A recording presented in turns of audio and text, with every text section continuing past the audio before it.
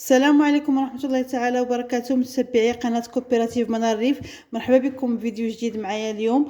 قبل ما نبداو تنقول لكم سنة سعيدة وكل عام أنتم بخير، وإن شاء الله تدخل لكم هاد السنة بالهنا وراحة البال، وإن شاء الله يبعد عنا ربي هذا الوباء ونرجعوا لحياتنا الطبيعية، واللي في شي خدمة واقفة ليه يرجع ليها، وإن شاء الله تكونوا كلكم بخير وألف خير.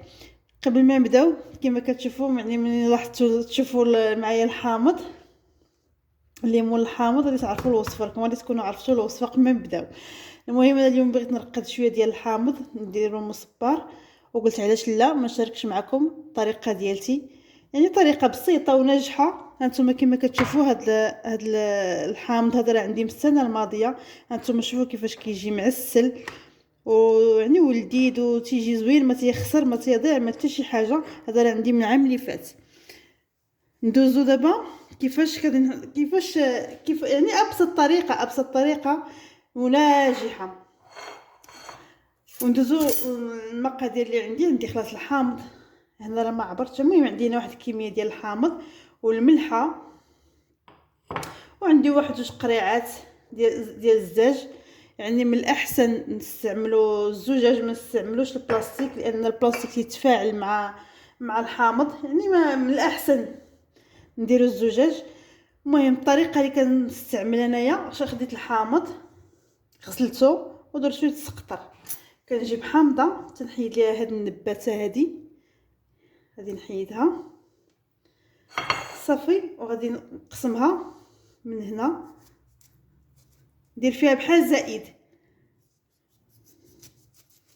صافي. كنحلها واحد شويه هكا، تنحلها واحد شويه. الحامض باقي طري قاصح شويه. غادي ناخذ واحد الكميه ديال الملحه، بحال مثلا هكا معلقه ديال الملحه، ونعمرها من الداخل صافي. نسد عليها ونديرها في القرع.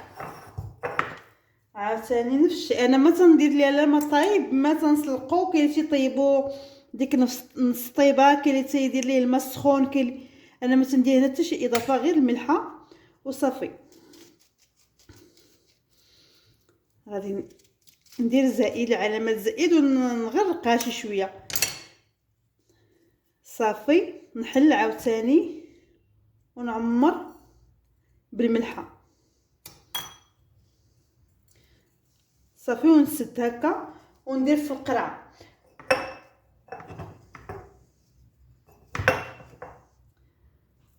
نجيب عاوتاني هذه طريقه سهله وناجحه، يعني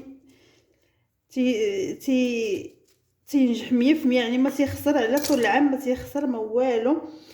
ونستغلوا الفرصه دابا الحامض موجود يعني بثمن مناسب. هذه وقيته صيبوا قريعات ونخليوهم على جنب. الطياب ديالنا المغربي راه ضروري فيه من الحامض مصير.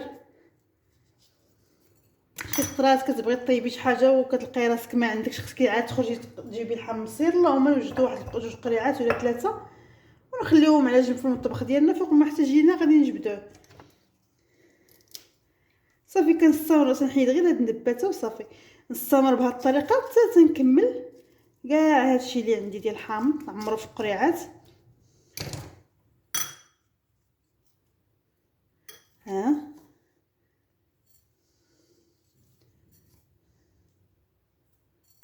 صافي سهله، احسن طريقه وسهله بسيطه صافي. كنستمر هكا حتى تنكمل الكميه كلها اللي عندي. فاش نكون من الاحسن قبل ما نوجد الحامض، من الاحسن نختاروا داك الحامض الصفر ماشي الخضر، وإلا كان البلدي افضل. انا ما عنديش البلدي، حتى هو تنستعملوه بنفس الطريقه. وفاش نكونوا تنعمرهم في القراعي يعني نبقى نضغطو باش بحال باش نزحموهم باش يطلقوا الماء ديالهم، وغادي يترقد في هذاك الماء ديالو. يعني ما كنزيد له لا ماء لا والو، داك الماء ديالو اللي تيطلق الحامض هو اللي غادي يرقد لنا الحامض، هو اللي غادي يعاونو باش يترقد ويجي معسل وزوين.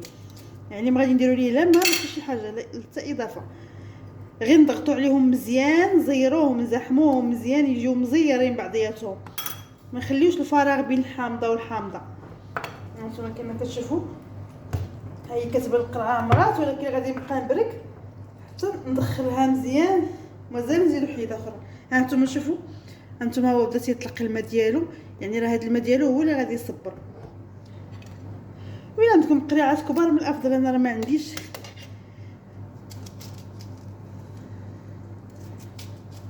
درت غير هاد القريعات، المهم ديبانيو باش ما المهم هو نوجدو الحامض مصير.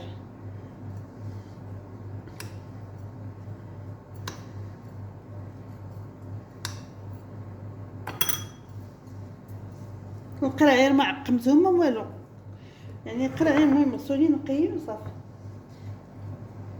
صافي غادي نضغط مزيان حتى ندخلها. هانتوما كما قلت لكم تنضغط عليهم مزيان يعني يجيو مزيرين. صافي انا عمرت جوج قريعات. هاد العصير هذا راه غير ديال الحامض، ملحه نكبو عليهم، نزيدو شويه ديال الملحه من الفوق.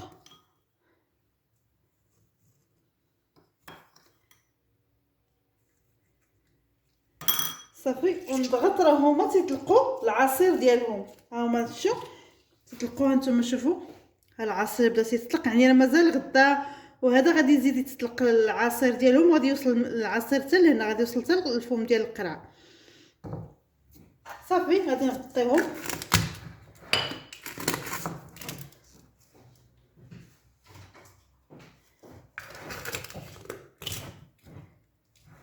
صافي هما غادي نغطيهم وغادي نخليهم في واحد المكان في بلاكار.